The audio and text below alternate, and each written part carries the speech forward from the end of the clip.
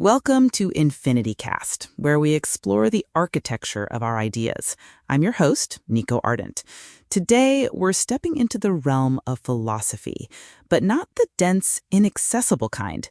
We're talking about a tool we can all use every day, logic. And to help us build this framework, I'm joined by my wonderful co-host, Theo Lumis. Welcome, Theo. Thanks for having me, Niko. It's a topic that sounds intimidating, but it's really just about the how and why of our beliefs. Exactly. So when we say think like a philosopher, what does logic actually mean in that context? It's more than just being right, isn't it? Absolutely. I like to think of logic as the blueprint for an argument. You have your materials, your facts, your premises, but logic is the design that shows how they connect to support the final structure, which is your conclusion.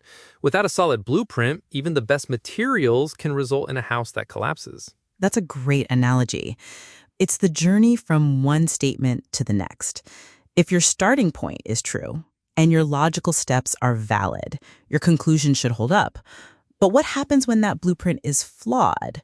When the structure looks convincing but is actually designed to fall apart on inspection? Well, that's where we get into the fascinating world of logical fallacies. They're errors in reasoning, tricks and illusions of thought that are often incredibly persuasive. For example, the ad hominem fallacy. The personal attack. Precisely. Instead of addressing the actual argument, you attack the person making it. Someone might say, we shouldn't listen to his financial advice because he dresses poorly. The way he dresses has zero connection to the validity of his financial argument, but it's a surprisingly effective way to dismiss it without thinking. And we see that constantly, especially online. Another one I see a lot is the straw man fallacy.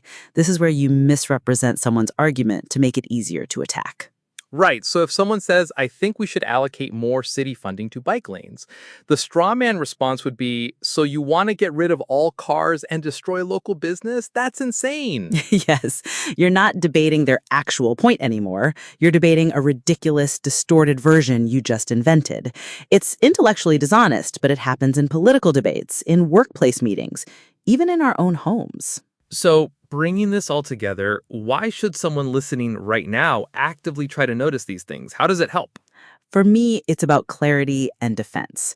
Once you can name these fallacies, you start seeing them everywhere, in advertising, in news headlines, in social media comments.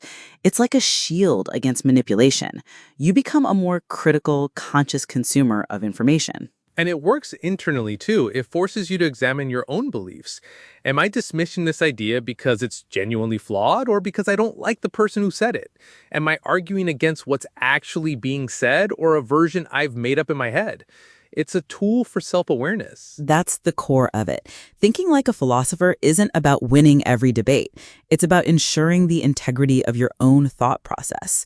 It's a quiet, reflective practice, a way to build a mind that is both strong and honest. That's all the time we have for today. Thank you so much for building this out with me, Theo.